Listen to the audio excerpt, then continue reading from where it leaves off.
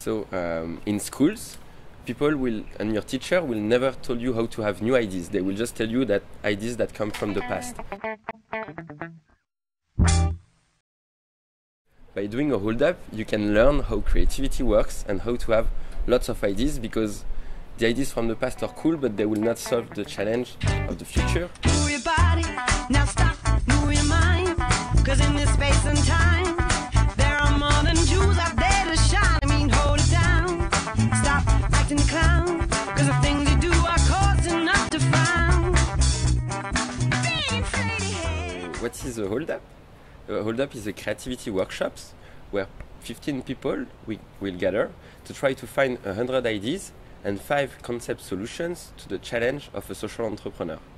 What happens during a hold up is that once Einstein said, if I had an hour to save the world, I would spend 59 minutes defining the problem and 1 minute finding the solution. So what happens during a hold up, a creativity workshop, is that you will spend 1 hour to find the solution to a challenge that have been prepared before by a member of Make Sense for several hours by interviewing the social entrepreneurs. During a hold up, the first step is to have 100 ideas in 30 minutes.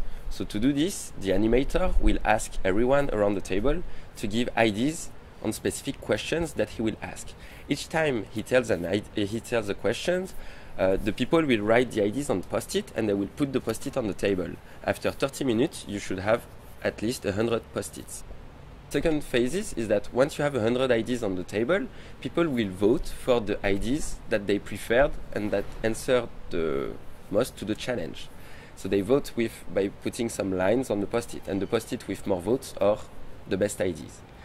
Once you have the best ideas, people will gather in small groups, so 3 people, to work on a solution to be built around that idea.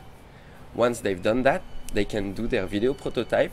That means explaining their ideas thanks to drawings that we can then publish on Twitter and Facebook and YouTube.